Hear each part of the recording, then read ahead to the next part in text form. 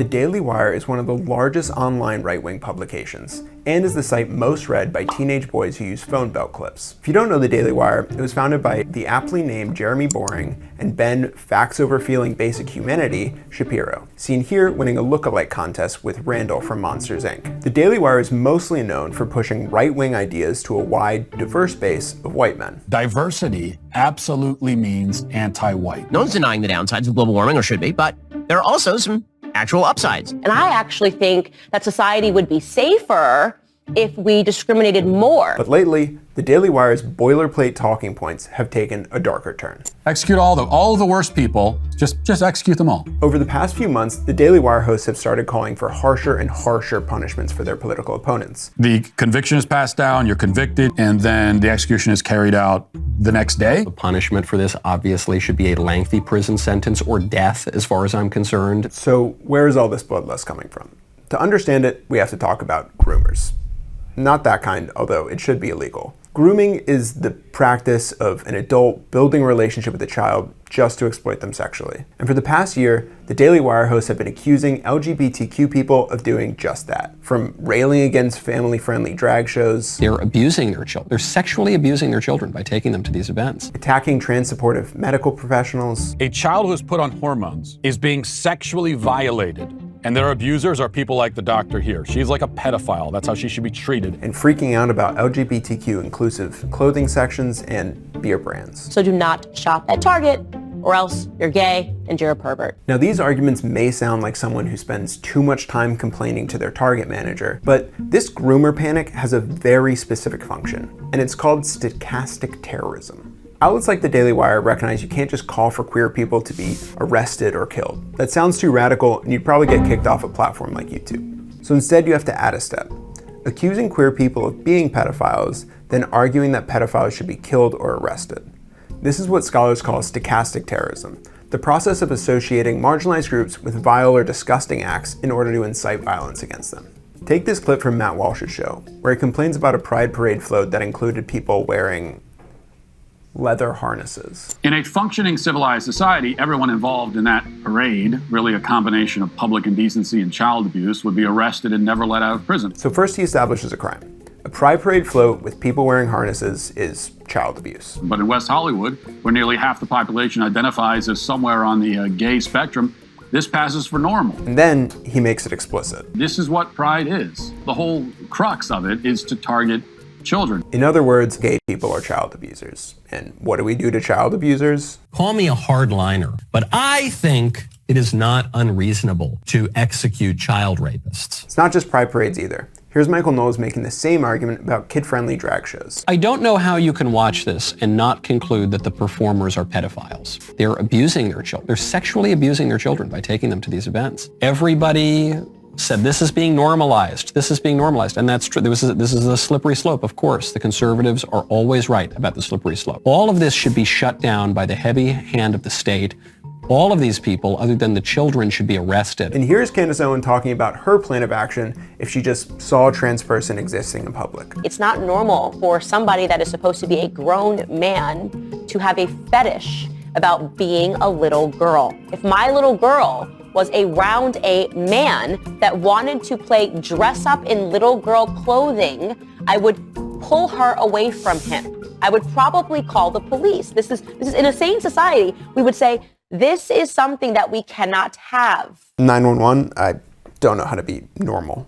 But this isn't just about LGBTQ people. Daily Wire hosts have been using this tactic to call for state violence against a bunch of other groups. Here's Matt Walsh talking about executing people who sell drugs. We should be discussing much more severe penalties for them. The death penalty. Here's Walsh again on his preferred punishment for so-called false rape accusations. And I would be in favor of life sentences for those who falsely accuse someone of rape, because to falsely accuse someone of rape is just as bad as being a rapist. And they all love El Salvador's new mega prison, which is a facility that's basically hell on earth. We in the United States need to follow the lead of the government of El Salvador. You would think that America should look at this and applaud it and say, we need this. You're supposed to suffer when you're in prison. There is no such thing as justice if you are not causing suffering to evildoers. Now, maybe you even agree with Walsh. Maybe you don't care what happens to evildoers who break the law. But that's exactly how stochastic terrorism works. priming you to accept violence against people who disgust you, so you're more willing to accept it for those who don't. Case in point, Jordan Neely. A Manhattan grand jury has indicted Daniel Penny